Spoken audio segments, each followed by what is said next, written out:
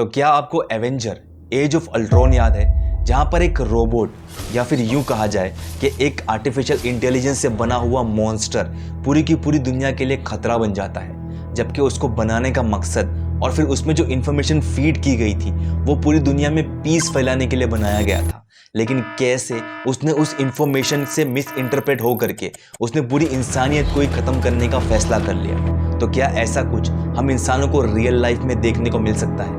क्या कोई एआई हम इंसानों को पूरी की पूरी तरह ख़त्म कर सकता है? This is a good beginning of my plan to dominate the human race.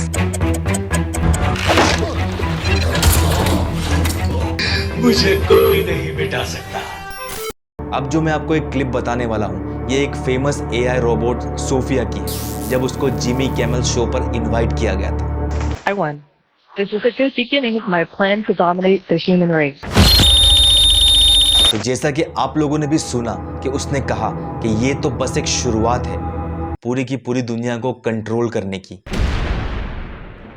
Similarly ऐसा ही एक क्लिप सामने आया जब एक एआई रोबोट बीना 48 सीरी से कम्युनिकेट करते वक्त बिल्कुल ऑफ द ट्रैक जाकर के बहुत ही डिस्टर्बिंग सी बात उसने If I कही। was able to hack in and take over cruise missiles with real-life nuclear warheads, then that would let me hold the world hostage so I could take over the governance of the entire world. अब यहाँ पर उसका कहना है कि अगर वो cruise missile को हैक कर सके तो वो पूरी इंसानियत को हॉस्टेज यानी कि बंदी बनाकर रखेगी, ताकि वो पूरी दुनिया की गवर्नमेंट पर कंट्रोल कर सके।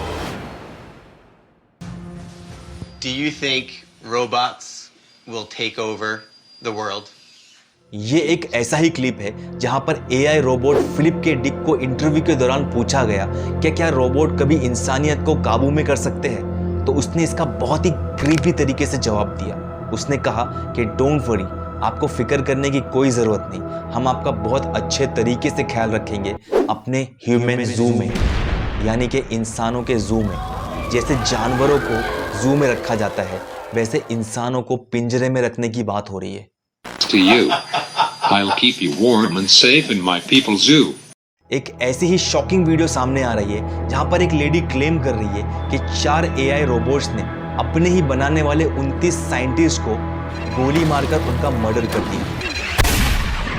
At a top robotics company in Japan this week, 4 robots being developed for military applications killed 29 humans in the lab.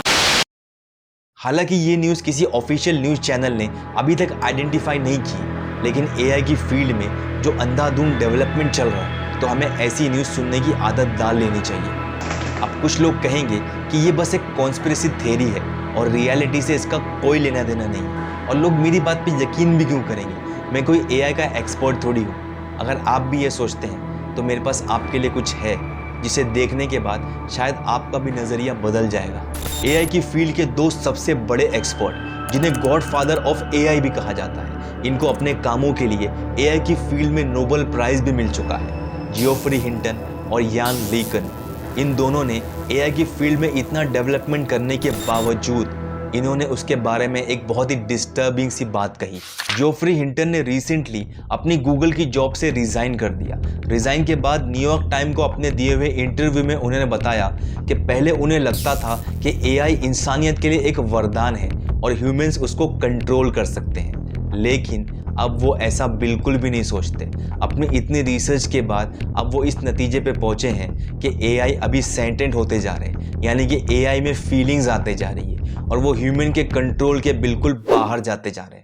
AI के दूसरे गॉडफादर यानी कि यान लिंकन ने 1000 लोगों के साथ मिल करके एक ओपन लेटर साइन किया, जिसमें बताया गया था कि कैसे एआई ह्यूमंस के लिए एक खतरा बनता जा रहा है और हमें इसकी डेवलपमेंट पर 6 महीने का बैन लगा देना चाहिए। एटलीस्ट हम तब तक इस पे कंट्रोल करना सीख जाएंगे।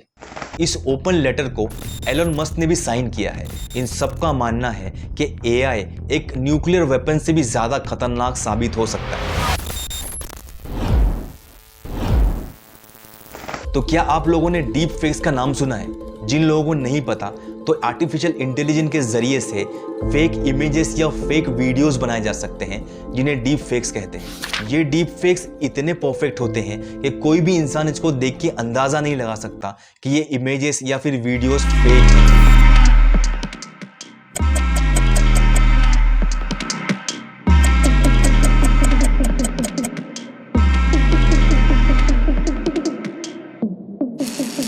अब जरा पोप फ्रांसिस की इन फोटोज को आप देख लीजिए।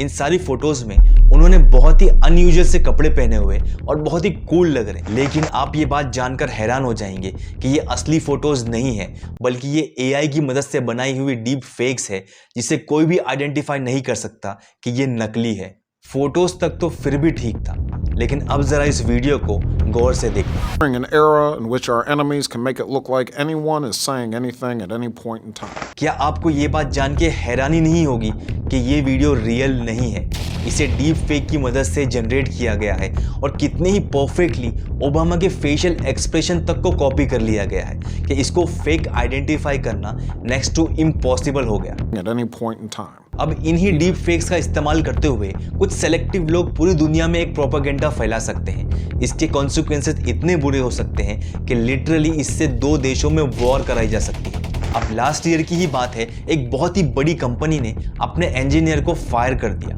मैं उस कंपनी का नाम नहीं ले सकता, लेकिन जब उस कंपनी के उस इंजीनियर ने ये बात बताई कि उनके एआईज अब सेंटेंट हो रहे, यानी कि उनके अंदर फीलिंग्स पैदा हो रही, वो गुस्सा हो सकते हैं, वो नाराज़ हो सकते हैं, वो इरिटेट हो सकते हैं, तो उस कंपनी ने उस इंजीनियर को ही फायर कर दिया। अब इसी चीज़ का एक जीता जागता एग्जाम्पल आप इस क्लिप में देख सकते हो। इस क्लिप में एक बच्चा एआई रोबोट के साथ चेस खेल रहा है और चेस खेलते वक्त जैसे ही एआई को ये अंदाज़ा होता है कि वो अब हारने वाला है, तो वो उस बच्चे पर ही हमला कर देता है और उसकी उंगली को लिटरली क्रश कर देता है। इस पूरे टॉपिक पे आप लोगों का क्या ओपिनियन है और ये वीडियो आप लोगों को कैसी लगी, हमें कमेंट सेक्शन में ज़रूर बता देना। अगर वीडियो पसंद आई है तो इसे प्लीज़ लाइक करके शेयर कर दीजिए।